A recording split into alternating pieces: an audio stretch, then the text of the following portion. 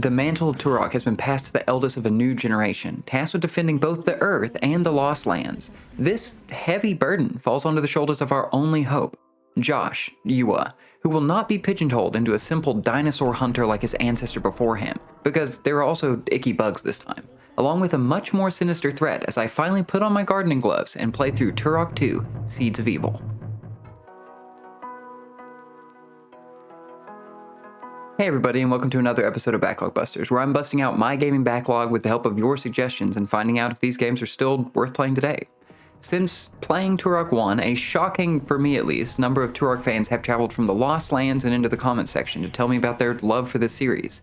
And anecdotally at least, it seems that Turok 2 and Turok Evolution are the best and or most fondly remembered of the series. It's rare that I get many suggestions for just one game, but with this outpouring of support, Turok 2 quickly shot up to the top of my list, surpassing the votes I'd recorded for Riven, at which point I just stopped counting and started playing the game.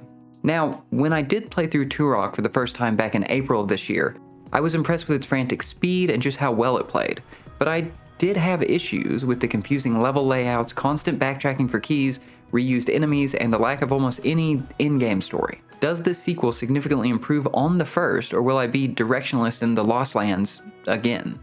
Let's find out. The comments were pretty quick to point out that the Turok series is, sadly, not just about fending off dinosaur attacks, but coming into the first game with only a subtitle to go off of and almost no story in-game, I was pretty confused throughout that first game and when glancing at the rest of the series. Thankfully, this sequel's first improvement is that through the shocking technological advancements like cutscenes and narration, you're finally given some backstory, as well as briefed on the upcoming level and objectives, which, yes, feels like a low bar, but I'll take what I can get. The first game felt like a week-long jungle excursion, when I was really hoping for a vacation full of trips to various locales filled with different sights. Luckily, these seeds of evil are scattered all around, with you visiting bustling cities, taking long rides through architectural sites, dipping your toes into calming rivers, spelunking through crystal caverns, immersing yourself in the local culture, and even visiting a hub of technological innovation.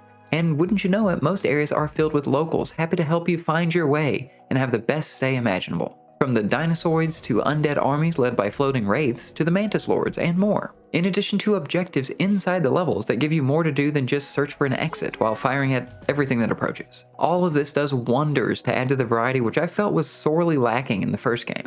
Add to this larger, more interesting bosses that actually have multiple stages, weak points, and are pretty impressive showcases, with one in particular giving me real Ocarina of Time flashbacks for some reason that I can't quite put my finger on.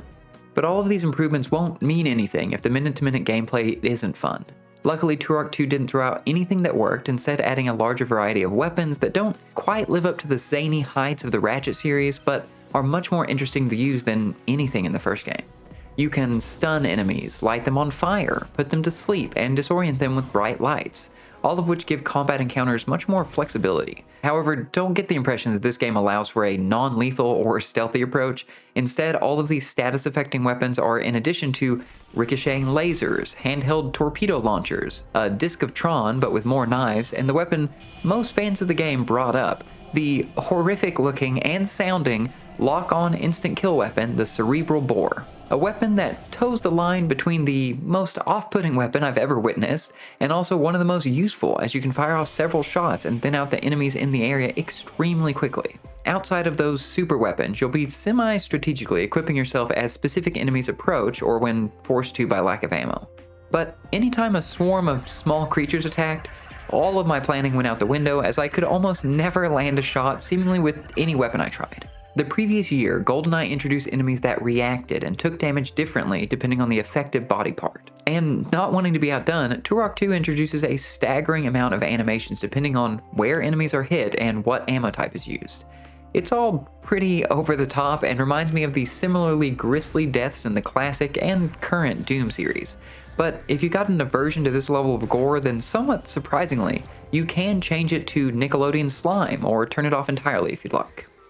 It's a fun shooter, but it did bring up one question constantly. I cannot understand how anyone played this game with an N64 controller, as the added level of precision needed for most enemies, either aiming for a headshot or a weak point, takes a level of precision I would expect from a PC game, not a single-stick trident. I bounced between the modern twin-stick controls, tried an N64 controller on my Switch, and ended up sticking with a mouse for 90% of my time, because otherwise I wasted so much ammo when using a controller, but that might just be me.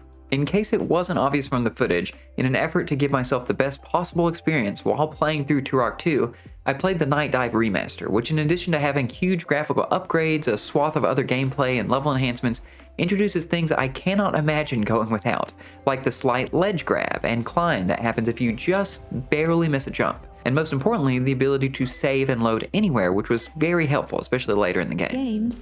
But the biggest and most notable addition that Night Dive made was the introduction of a toggle under gameplay settings that shows indicators for mission objectives and other interactive objects, which I was so excited to see added after getting lost in the maze-like levels of Turok 1 constantly. This addition was extremely helpful in letting me make forward progress, especially because almost every level likes to have a different interactive item design. Some are triggered by touch or by bullets, and some are introduced for the first time in high-pressure areas where enemies endlessly spawn until you find a unique, never-before-seen shootable button high up on a wall. Odd choices made by the original Turok devs aside, Night Dive's remaster only makes improvements to the original game, from what I can tell by comparing the two opening levels side by side. Now, one of my biggest complaints with the first game was that the levels blended together so much so that it was almost a constant struggle to find my way. Was this addressed at all? Well, for the first 3-ish levels, it's actually great. The levels stand out from one another much better than in the first game, and while I found the warps in the first game disorienting, here you're warping less frequently, and between decently large level chunks that let you spend more time in a given area learning its layout, leading to less confusion when encountering a new warp point. Oh, except for when your warp gets rerouted by Oblivion and his army of flesh eaters that trap you in their ship. That's genuinely unsettling as you have to fight your way out to the nearest exit. This surprised me every single time, and I both looked forward to this really unique experience and dreaded it. Back in the standard levels though, I was enjoying more variety, actual goals, and things were looking up. Then I entered the Layer of the Blind Ones, which did a complete 180 and brought back almost everything I disliked about Turok 1. Similar textures everywhere, few recognizable landmarks, dozens of warp points that put you in identical looking tunnels. Plus, since warp points have no color coding, numbers, or key of any kind, zooming the map out just gives you a view of loose spaghetti without much to help you understand if you're making forward progress or going in circles. This wasn't helped by the fact that the Layer of the Blind Ones is filled to the brim with spiders, and while I'd classify myself as mildly arachnophobic, this N64 game for some reason gave me the strongest and worst reaction I've had since Skyrim's caves. But that's just one level. Surely the next one... Oh no, the Hive of the Mantids tries to outdo the previous level by having even more narrow tunnels, similar texturing, and looping passages that are split into disconnected sections that prevent you from pulling up your map in any useful way. Both of these levels were a chore to get through, backpedaling on all the apparent level design improvements made so far. But then, the last level does another 180, and much like the first 3 is made up of larger sections with fewer warps, allowing more of the full map to be viewed at once, so that you can get your bearings. Plus, it features more recognizable points of interest and made me remember what I enjoyed during the first half of this game. But the biggest frustration by far was collecting these 6 Primogen keys to challenge the final boss. Like the first game, progression is semi-open. You can unlock levels out of the numbered order, but each level contains 1 key towards the final boss, which was an interesting idea in the first game. But instead of streamlining this process in any way, they've added several extra steps. You'll need to have collected a feather, then find one particular warp point to convert said feather into a talisman, which gives our hero special powers to ride the wind, walk through fire, see and walk on invisible bridges, and more. The few powers I stumbled onto were exciting. It made me wonder if this was a Metroid moment, and I'd be finding whole sections of levels blocked off, then returning once I found a given power. But no, these usually just opened a metaphorical gate to the Primogen key and little else. Plus, most of these talismans aren't even used to find the key on their given levels. The cherry on top is that the warp points for each level, which you'd think would save you some time, feature some of the most unhelpful names and JPEGs, which makes it almost impossible to choose a warp point close to where you might have seen a gated key. Unless you took extremely thorough notes, so if you're anything like me, you'll end up replaying the entire game over and over in search of these keys. This literal lock before the final boss was such a tedious chore, the same as it was in the first game, but with even more steps. If these powers were used for literally anything more than just finding the keys, or if they provided tools to help track them down, or added interesting changes when replaying the levels, I could see the system being interesting. But as it is, it's just a brick wall right before the final boss. Hearing the praise for this game from fans of the series and seeing the excitement and fond memories shared in the comments made me really excited to play this game, but 2 out of the total of 6 levels were a complete slog, and having to backtrack through all of them multiple times for tiny feathers and odd-looking keys brought my enjoyment even lower. This is pretty much identical to my complaints about the first game and things I hope would be improved in this sequel. But don't get me wrong, there's a good game here, and I still vastly prefer Turok 2 because of the evolution in most of its level designs, the inclusion of fun new weapons, and more variety across the board. Most of what I disliked about the first game was addressed in Turok 2, with the remaster thankfully adding even more quality of life updates on top, like the much needed, for me at least, objective markers. But does this deserve to be on your backlog? Well, I've been working on a revolutionary new 5-point scale that hopefully gives more nuance than just the yes, no, maybe that I was doing before.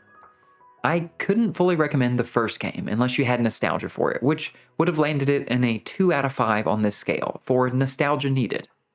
But with all the improvements this sequel made, and even with 2 levels basically sticking to the same quality bar of that first game, Turok 2 lands in the middle, a 3 out of 5.